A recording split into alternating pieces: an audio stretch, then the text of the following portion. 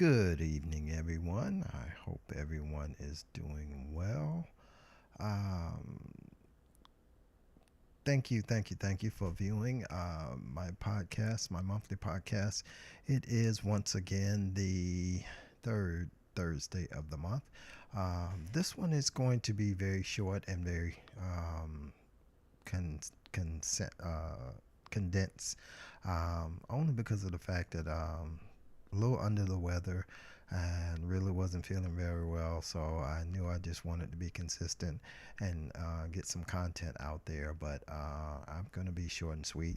Didn't have anyone joining me this month to interview or train in this particular session, but I did want to discuss some information about audio and go into some just real brief content about some things I've noticed when it comes to audio at the various ministries that I've been working with.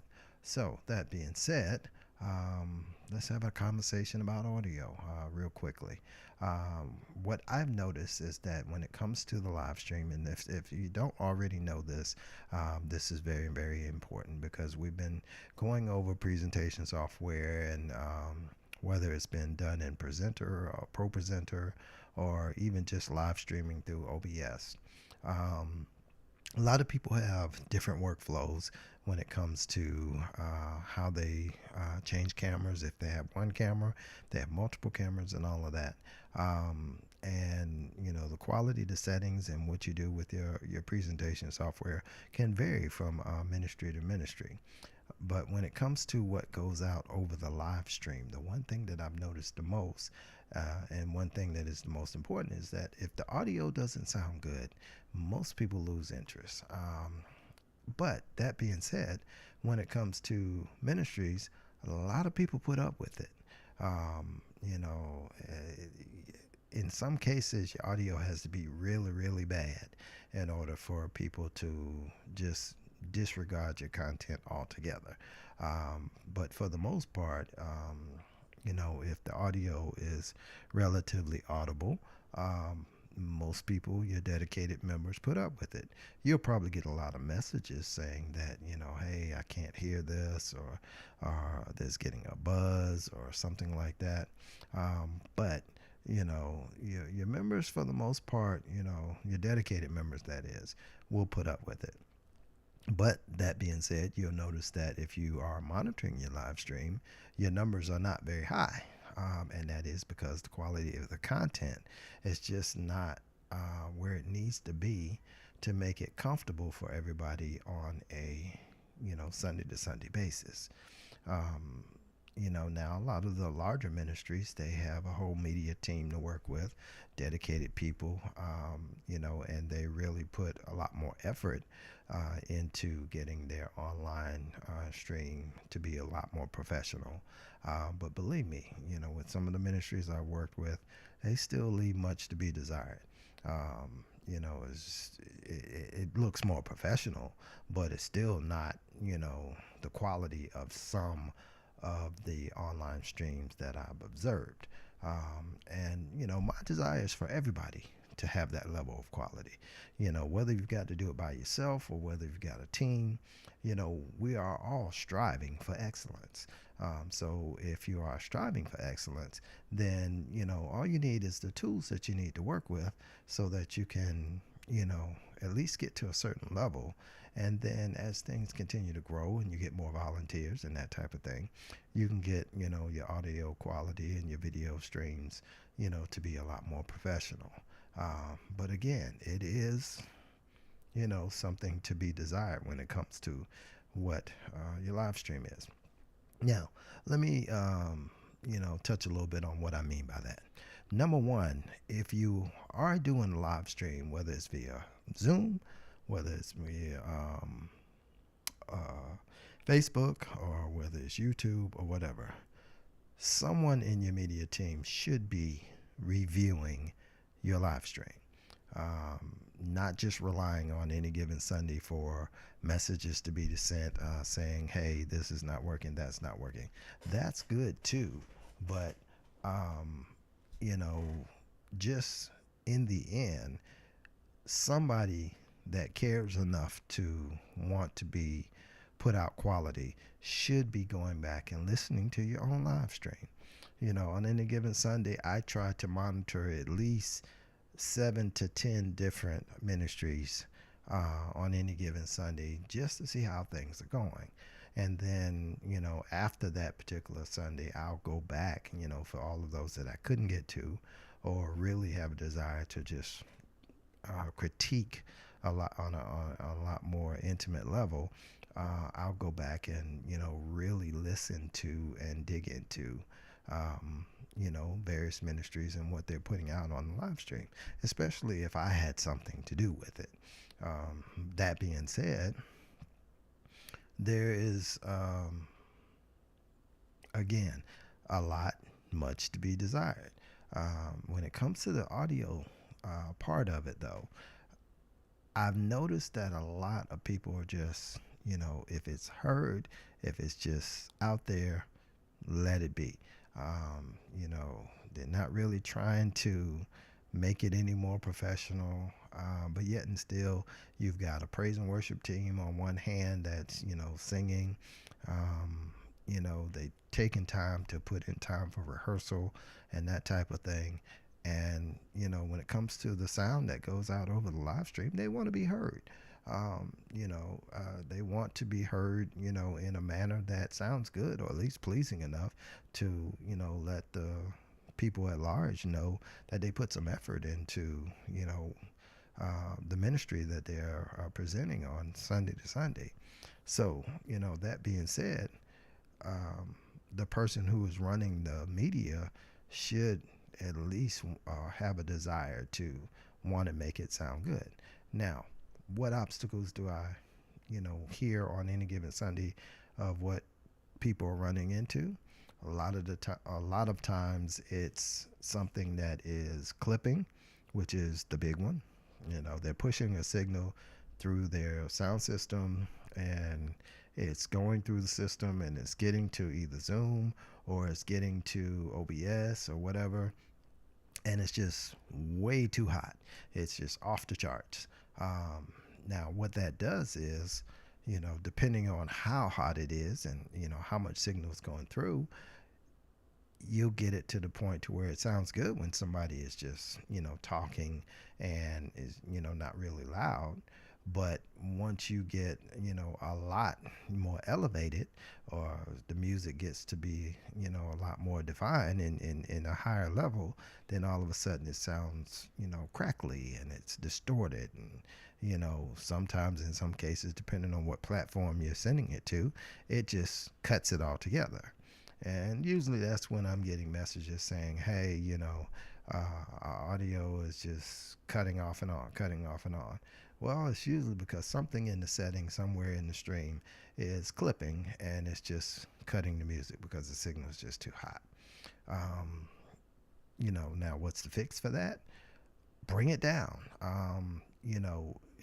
I would say that, and I would dare to say, it's much better to get a message saying the signal's too low and you have to bring it up a little bit for your general audience to hear it, than it to just be way off the charts. It's just not conducive of the listening experience that you want to put out there. And, it's just clipping all over the place. Just cut it down. Now, where do you do that can vary. If it's coming from the board, you can have it, to where you can tell your audio engineer to say, hey, the signal that's coming to me is just much too strong. Can you bring it down, a little bit? If familiar with the levels and numbers and dBs and all of that, hey, bring it down about 3 dB, 5 dB, whatever, and let's see where we're at on that particular level. If it's, something that you have control via the live streaming software, you can say, in OBS, you've got various things that you can use to control the audio side of it and keep it from going to that point to where it's just way too loud. And you can do the same thing in some of your other softwares, whether it's Restream, um, any number of things that you're sending out. In Zoom also, you can actually control the volume levels and keep things from being so, um, off the charts. A lot of the times, what I've noticed also is the general mix of what people are hearing online on your live stream. What I mean by that is a lot of churches, if you're picking up your signal from your audio system, whether it's coming through the sound system, coming from the board, or whatever, what you're sending out online sounds very, very dry. Um, it just sounds like, the signal that's coming when you do it that way is very clean. Hopefully you don't have any buzzes, hums, any pops, clicks, or hisses, or anything like that. A whole lot of snow, that shh, that, when things get quiet, you hear all of that. And that can be, AC, whatever, and all of this. But for the most part, that signal that's going into your live streaming device is very, very direct. You're getting exactly what that person is saying in the microphone. And that is if you're using a camera system that you are actually patching your audio into it. Now, if you're just picking up your audio from a camera that's in the room, not the ideal way to do it. It works, but the microphones that are on most cameras are not very good for what you want to put out on your live stream to your audience. In smaller churches, if that's all you got and that works, go with what you got. But even in some of the smaller ministries, there's ways to actually get a better sound to the camera and tie it all together so that it sounds, a lot cleaner and a lot better. But that being said, it's very direct and it's very dry to the point to where you need to add a little sauce to it. In most cases, the number one thing I say is, if you can, have a microphone somewhere in the room that is picking up the room, and then blend that in with the sounds that are coming from your audio system. Because that gives the online people the experience of being in the room.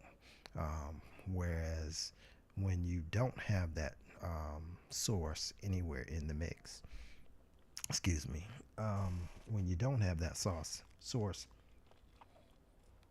anywhere in the mix, it just sounds like all you're getting is the microphone voices. And unless your singing team is very, very professional and can blend, or either your audio engineer can, mix those voices just right, even at that, they still sound sterilized. You need that presence of a microphone that is capturing what's going on in the room to blend in, to give it that online experience, or to give the online experience that's going to the people online the sense that they're in the room with you.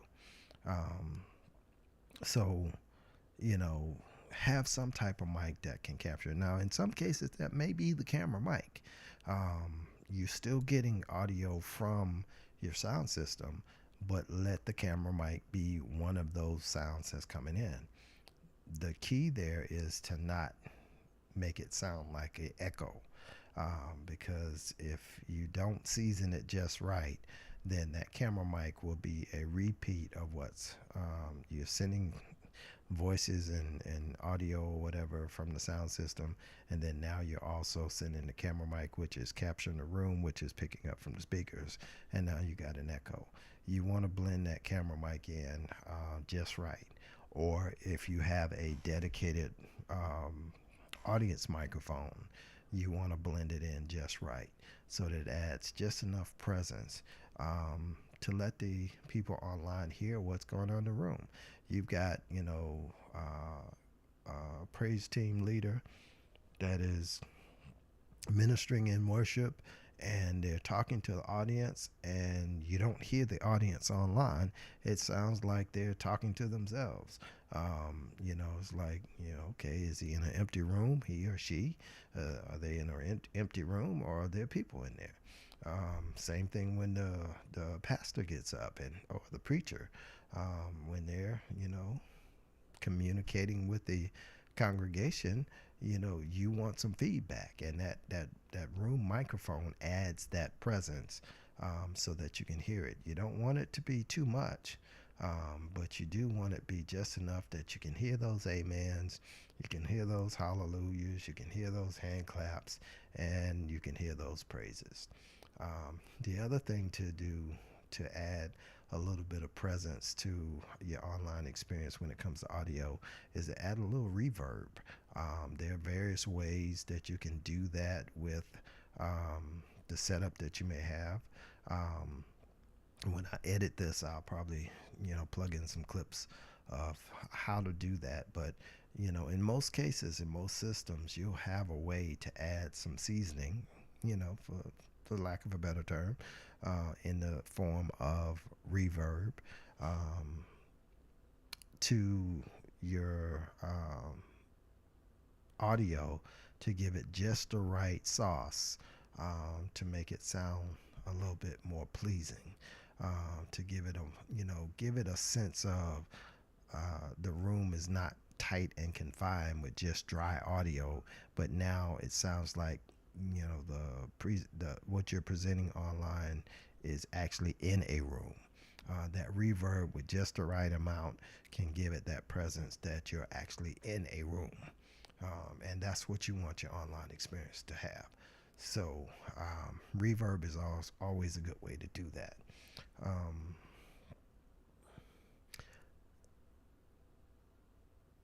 Also, with all that being said, have a point of reference. Like I said from the beginning, if you're involved in media, you should be listening to your online stream, going back and reviewing it, listening to it and see, what could I do differently and that type of thing. But you should have something to compare it to also. When I look for references on YouTube for, how I want my online stream to sound, I have a few references that are my go-tos. TD Jakes, for one, is a very good source of how an online stream is supposed to sound. You've got, I'm sure he's got plenty of professionals there on a very high level that are, and all of the, bells and whistles when it comes to hardware to, make what's going out to the online stream be just right. So, when it's from the very start of the praise and worship, and being able to hear all the instruments, all the musicians, as well as hearing the praise team, background singers sound like they're in the background, lead singers sound like they're in the lead. Um, Another one of my pet peeves is, having lead singers that have to hand off a microphone. You know, a good audio engineer should be able to have his workflow in a sense that if one person is singing lead for one particular song, they keep their microphone so that if another person has to come up and sing lead on the next song, you're not switching microphones and handing it off to the person that's getting ready to sing the song. From an audio engineer standpoint, every microphone can be a lead microphone. You just got to know how to do it in your workflow. So you shouldn't have to, hand off microphones. Now, I get it, in certain setups, and if there are a limited amount of people in the media department and all of that, that might be, something that they have to do. Um, but, believe me, there are ways to work around that so that you don't have to do that, even if you're a one man show. Um, your praise and worship team should not be handing off a microphone. But I digress. Um, you should have a reference that you listen to. And like I said, TD Jakes is one of my go tos when I want to use it as a reference of what I'm striving for. Another good one is Marvin Sapp and his ministry, Pastor Marvin Sapp, that is. Um, you know, on any given Sunday, I go and I listen to on YouTube, a message from Pastor Sapp. And, I started to praise and worship, and I really enjoy what I'm hearing when it comes to the mix, when it comes to the vocals, the singing. Whoever's engineering that and sending that out on the online stream, it sounds really, really good. Um, you know, that's one of my favorite go tos. Um, you know, um, and then when it comes to the message, you can also hear that very, very well. Um, Another very, very good one, and this is one that I also use as a reference because I know the guys that are actually in the sound department, is the Brook, here in Columbia, South Carolina, where I am. Their online stream is very well produced. They want If you want to hear a good source of how much reverb needs to be in the lead singer's voice, or just in the room presence and that type of thing, check out the Brook, from Columbia, South Carolina, and listen to their live stream. Like I said, it's seasoned just right. You know, um, so again, everybody should have references. So find something, that you want to model after, and then, if you need any input on, okay, hey Jadon, how do I get, my live stream to sound like that? I can give you some tips.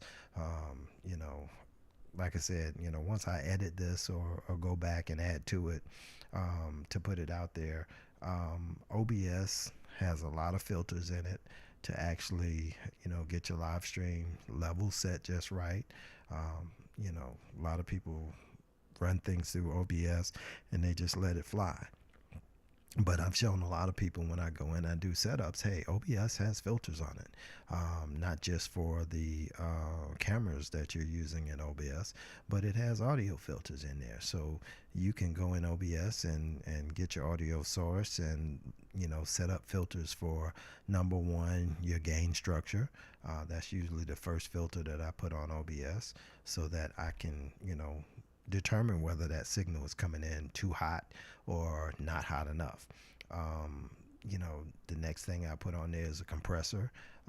so that I can make sure it stays right there in that happy medium where I need it to be when it comes to the audio signal.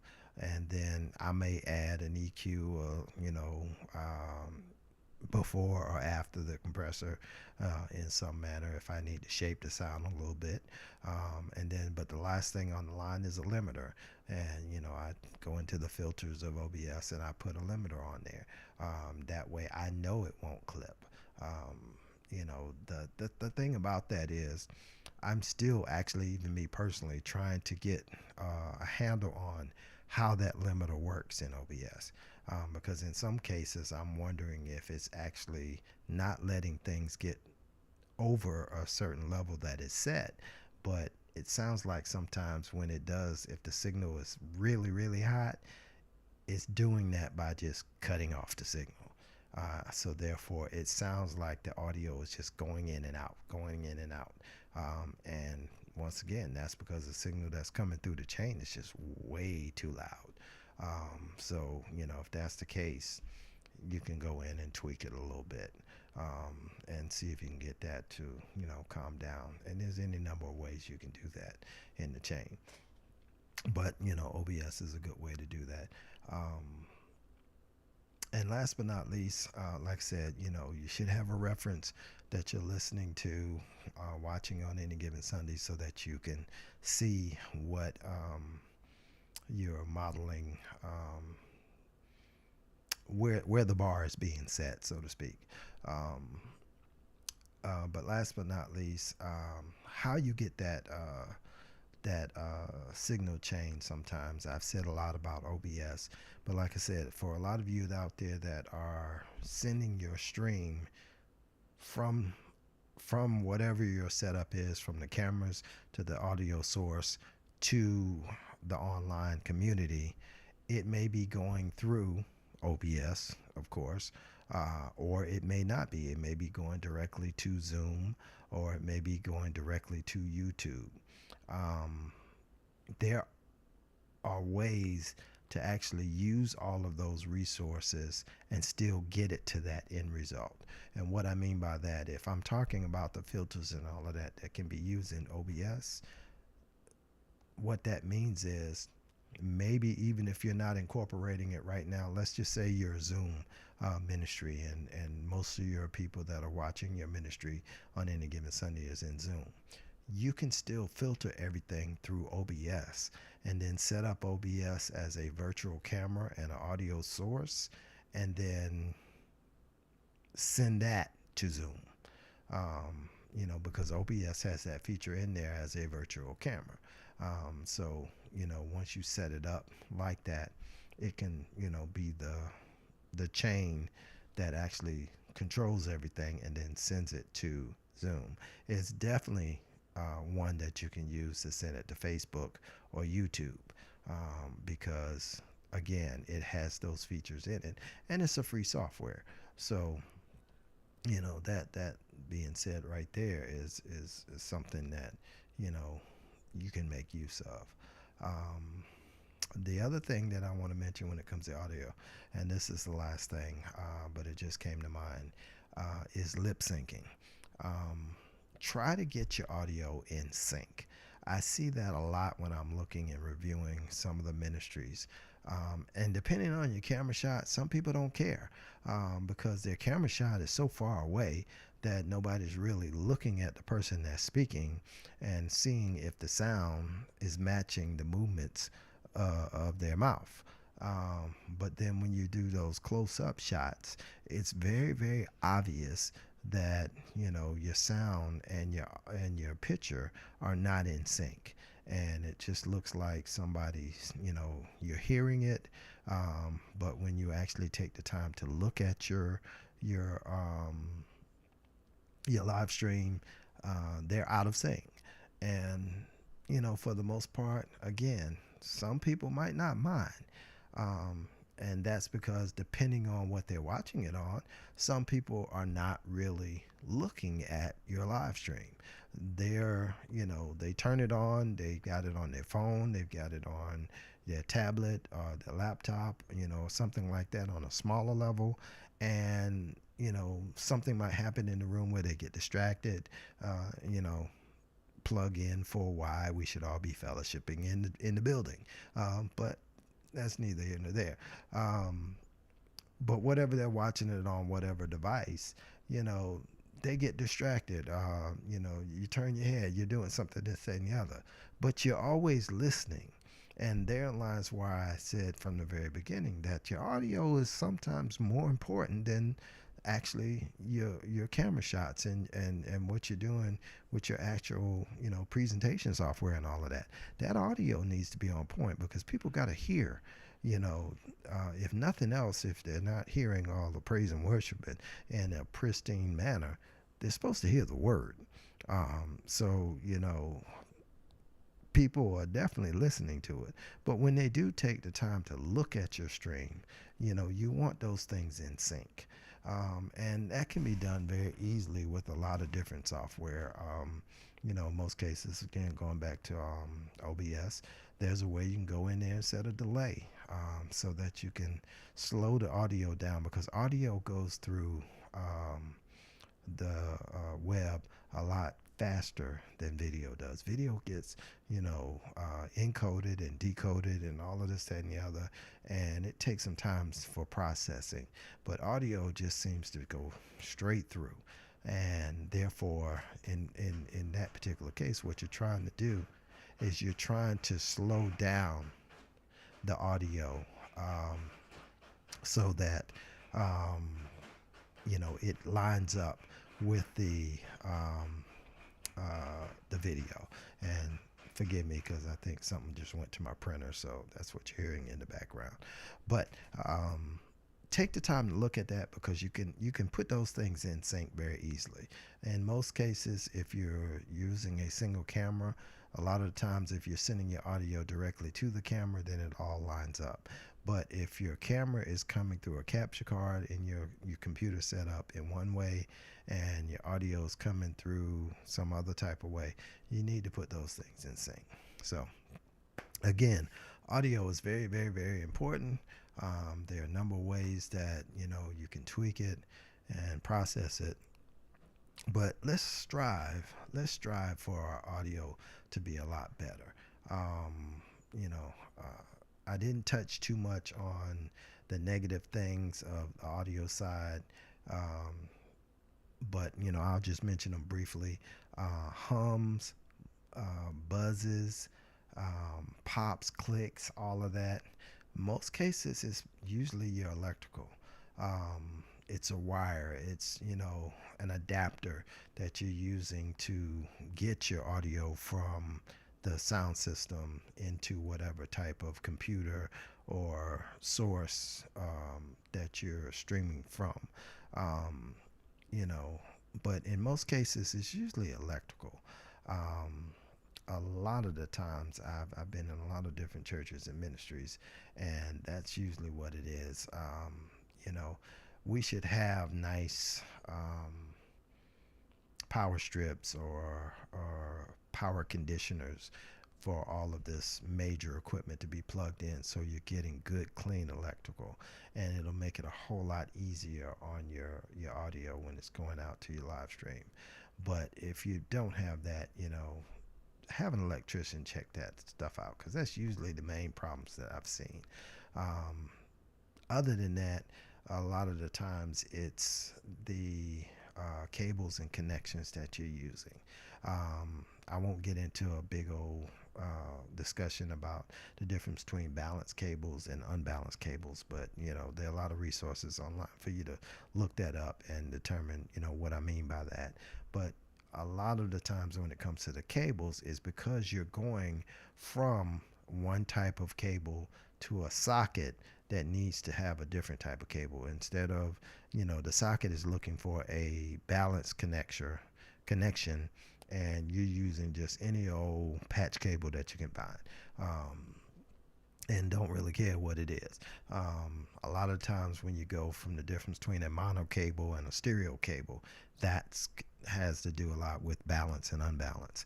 And I've seen that in transition from sound system to the actual streaming device.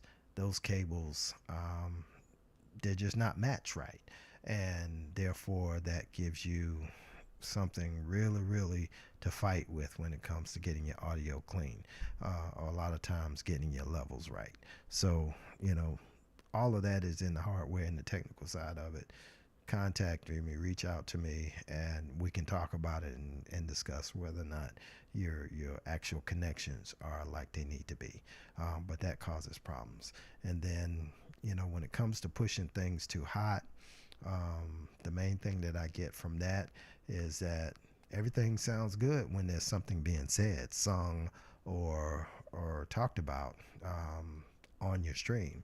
But when you have those quiet points on your stream, all of a sudden you're hearing all this noise. Um, you know, if you can't do it with the right connections and the right filters and all of that, um, then it's time to put some controls on that keep that noise level down and does it smoothly, because you'll hear the term, well, just put a gate on it.